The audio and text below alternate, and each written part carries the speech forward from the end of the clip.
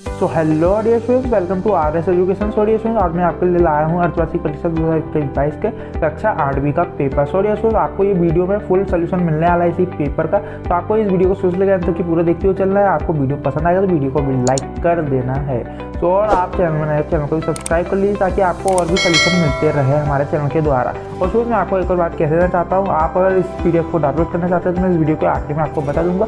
देखिए, मैं full explanation करने वाला हूँ इस पेपर का, तो आपको आखिरी में इसका PDF भी उपलब्ध करा दिया जाएगा। तो स्टूडेंट्स, यहाँ पर देखिए, यहाँ पर पहला प्रश्न दिए गए सही विकल्प का चयन कीजिए, है ना। तो यहाँ पर पहला प्रश्न दिए गए निम्नलिखित में से किसको पीट कर पतली चादरों में परिवर्तन किया जा सकता है। तो यहाँ पर आपको ऑप्शन दिए गए हैं जिंक, फास्फोरस, सल्फर, ऑक्सीजन। यहाँ पर आपका जो सही उत्तर हो जाएगा वो आ जाएगा ए नंबर का, यानी कि जिंक, है ना। तो आपको इसे क्या कर देना, टिक कर देना, यहाँ पर क्या लिख देना, ए नंबर। तो ये आपका सही उत्तर हो जाएगा। फिर यहाँ पर सेकंड प्रश्न जो है आपका वो आ जाएगा रबी का, है ना। रबी की फसल का उदाहरण नहीं है। तो यहाँ पर देखिए, आपको ऑप्शन दिए गए मटर, चना, धान, सरसों।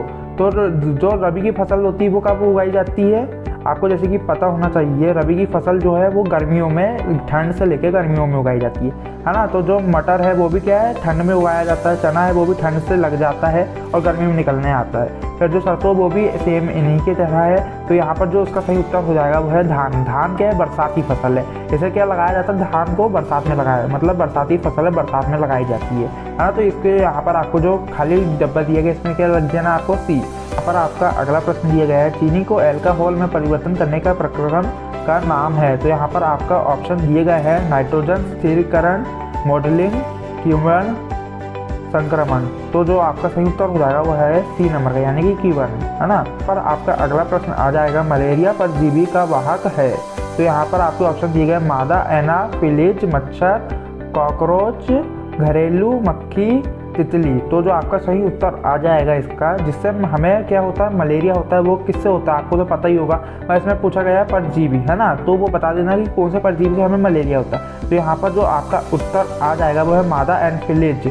जो मादा एनाफिलीज मच्छर रहती है उससे क्या होता है, मलेरिया होता है, वो काटती है। तो है ना, तो आपका क्या है, सही उत्तर हो जाएगा ए नंबर का। तो यहाँ पे आपको क्या कर देना है, राइट कर देना है ए नंबर को। तो स्टूडेंट्स, यहाँ पर आपका 5th क्वेश्चन दिया गया है कॉपर में जंग लगता है तो उसका रंग कैसा हो जाता है। तो यहाँ पर आपको ऑप्शन दिए गए हैं हरा, लाल, पीला, नीला। तो जो आपका सही उत्तर हो जाएगा वो है ए नंबर का, यानी कि हरा। तो यहाँ पर आपको क्या कर देना है, ए लिख देना है। तो यहाँ पर आपका अगला प्रश्न जाएगा किससे घर्षण को कम किया जा सकता है। तो यहाँ पर आपके ऑप्शन दिए गए हैं स्नेहक से, रबड़ से, रस्सी से, पानी से। तो जो आपका उत्तर आ जाएगा वो है ए नंबर है, यानी स्नेहक से, है ना। तो ये आपका क्या हो जाएगा, सही हो जाएगा। तो आपको इसे राइट कर देना है। पर आपका अगला प्रश्न दिया गया है ऐसा रोग जो विषाणु के कारण उत्पन्न होता है। तो यहाँ पर आपके ऑप्शन दिए गए हैं टाइफाइड, इन्फ्लुएंजा, पेजिस, हैजा। तो जो आपका सही उत्तर हो जाएगा इसमें से वो आपका क्या हो जाएगा, बी नंबर का, यानी कि इन्फ्लूएंजा, है ना। तो ये बी नंबर का आपको यहाँ पर राइट कर देना है। फिर यहाँ पर आपका अगला प्रश्न आ जाएगा निम्नलिखित में से कौन सी एक धातु नहीं है। तो यहाँ पर आपका ऑप्शन दिए गए हैं कॉपर, सल्फर, एल्यूमिनियम, आयरन। तो जो आपका सही उत्तर हो जाएगा वो है बी नंबर का, यानी कि सल्फर। तो ये क्या है, एक धातु नहीं है ना।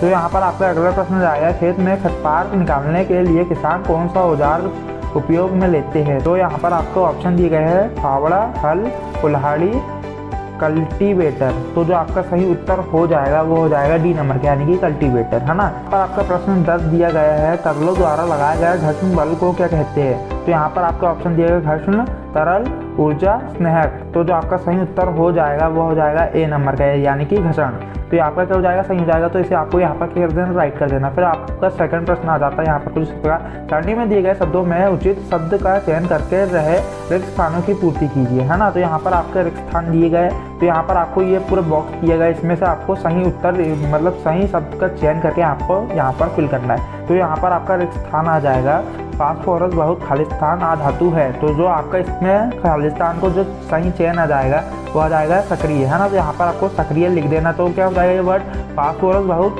सक्रिय अधातु है ना। तो यहाँ पर आपका फिर दूसरा प्रश्न दिया गया है वाहनों के लिए सबसे कम प्रदूषण ईंधन खालिस्तान है। तो यहाँ पर क्या आ जाएगा, आपका सही ऑप्शन हो जाएगा CNG, है ना। तो यहाँ पर क्या लिख देना, आपको CNG लिख देना।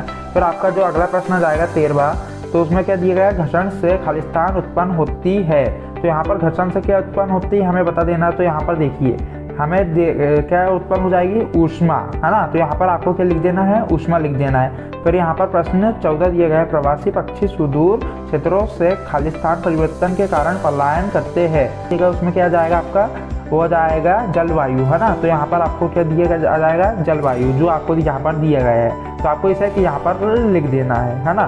तो उसके बाद तो यहाँ पर आपका अगला प्रश्न दिया गया है, खरपतवार हटाने से निराई कहते हैं।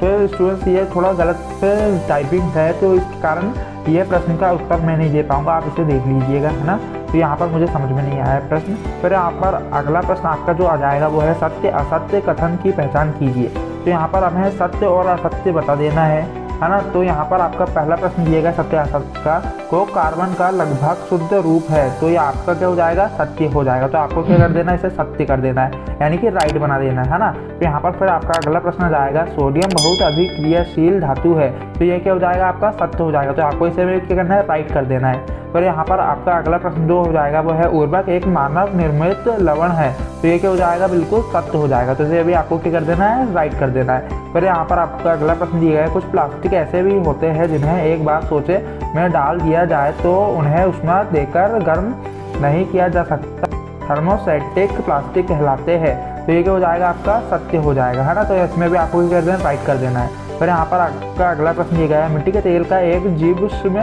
ईंधन नहीं है। तो ये क्या हो जाएगा, आपका असत्य हो जाएगा, जबकि जो मिट्टी का तेल है वो क्या है, जीवाश्म ईंधन है ना। तो ये आपका क्या हो जाएगा, असत्य हो जाएगा।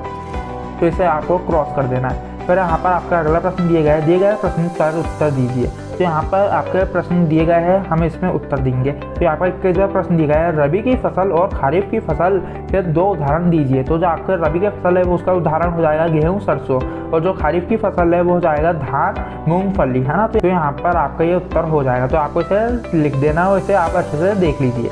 फिर यहाँ पर आपका 22वां प्रश्न दिया गया है, रेड डाटा बुक क्या है। तो यहाँ पर आपका पूरा उत्तर दिया गया है, रेड डाटा बुक क्या है। आप इसे अच्छे से देख लीजिए, अच्छे से नोट कर लीजिए, और चाहे तो आप इसके स्क्रीनशॉट ले लीजिए, है ना। तो मैं जल्दी ये वीडियो थोड़ा जल्दी कर देता हूँ, नहीं तो बहुत बड़ा हो जाएगा वीडियो, है ना। तो इसलिए मैं इसका उत्तर पढ़ के नहीं बताऊँगा। फिर आपका अगला प्रश्न जाएगा, सूक्ष्म जीवों के मुख्य वर्गों कौन कौन से हैं। तो यहाँ पर देखिए, मैं शॉर्ट में बता देता हूँ आपको। बैक्टीरिया आ जाएगा, फंगाई आ जाएगा, है ना। तो उसके बाद क्या जाएगा आपका, प्रोटोजोआ। फिर उसके बाद क्या आ जाएगा, एल्गाई, है ना। तो आपको क्या हो जाएंगे, सूक्ष्म जीव, और इनके आपको उदाहरण भी दिए गए हैं, तो आप इन्हें भी लिख लीजिए। ऐसे ही आपको लिखना है, इसके भी आप स्क्रीनशॉट ले लीजिए।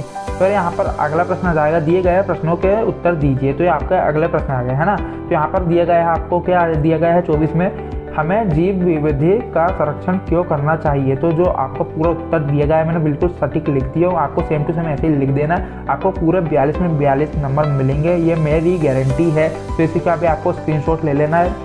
तो यहाँ पर आपका 25वां प्रश्न दिया गया है, CNG और LPG का ईंधन के रूप में उपयोग करने का क्या लाभ है।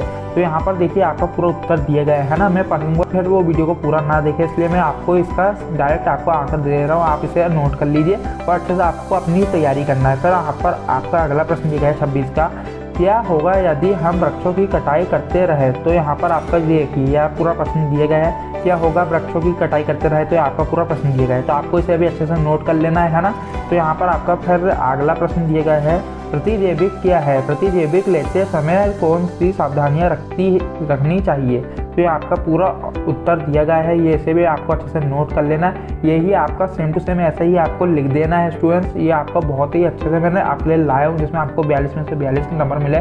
तो यहाँ पर आपका अगला प्रश्न जाएगा, कोरोना वायरस बीमारी 2019 कोविड के संकेत और लक्षण क्या है, इससे बचने के लिए हमें क्या उपयोग करना चाहिए। तो यहाँ पर आपका उत्तर दिया गया है। चलो मैं आपको आखिरी वाला क्वेश्चन बिल्कुल पढ़ के बता देता हूँ। तो यहाँ पर देखिए, कोरोना वायरस से पीड़ित लोगों के लक्षण कुछ इस तरह होते हैं। पहले तो क्या आएगा, बुखार आएगा। दूसरा क्या आएगा, थकान। तीसरा क्या हो जाएगा, सूखी खांसी चलेगी, है ना। फिर चौथा जो हो जाएगा वो है नाक का बंद होना, है ना। फिर उसके बाद क्या जाएगा, बहती नाक, है ना। फिर उसके बाद क्या हो जाएगा, गले की खराश। फिर उसके बाद आपको क्या हो जाएगा, सांस लेने में कठिनाई। कोरोना से बचाव के लिए सामाजिक दूरी रखना जरूरी है ना। तो आपको क्या हो जाएगा, यहाँ पर सांस लेने में कठिनाई हो जाएगी, है ना। तो उसके बाद क्या करना है आपको, जो कोरोना से अगर बचाव करना है तो आपको क्या बनाना है, सामाजिक दूरी बनाना है। फिर यहाँ पर आ जाएगा व्यक्तिगत स्वच्छ और शारीरिक दूरी बनाए रखें, है ना। तो आपको स्वच्छ और शारीरिक दूरी भी बना के रखना है, और आपको साथ में क्या होना है, हमेशा स्वच्छ रहना है ना। अपने हाथ धोते रहना है। फिर आपको क्या हो जाएगा आगे, हाथों के बराबर धोना है। और सफाई का पूरा ध्यान रखना है, जैसे कि मैंने आपको बताया है ना। चेहरे और आंखों पर हाथ टच नहीं करना है। यदि आपको चेहरे को बार बार टच करने की आदत है तो उससे तुरंत बदल डालें, है ना। तो आपका क्या हो जाएगा, पूरा उत्तर हो जाएगा। सो मैं उम्मीद करता हूँ कि आपको ये वीडियो पसंद आया। अगर आपको इस वीडियो को पसंद आया तो वीडियो को एक आपको लाइक कर देना। आप चैनल को भी सब्सक्राइब करना है ताकि हम उससे और भी मोटिवेट हो, आपके लिए और भी वीडियो लाए। तो सर मैं आपसे मिलता हूँ किसी और वीडियो में।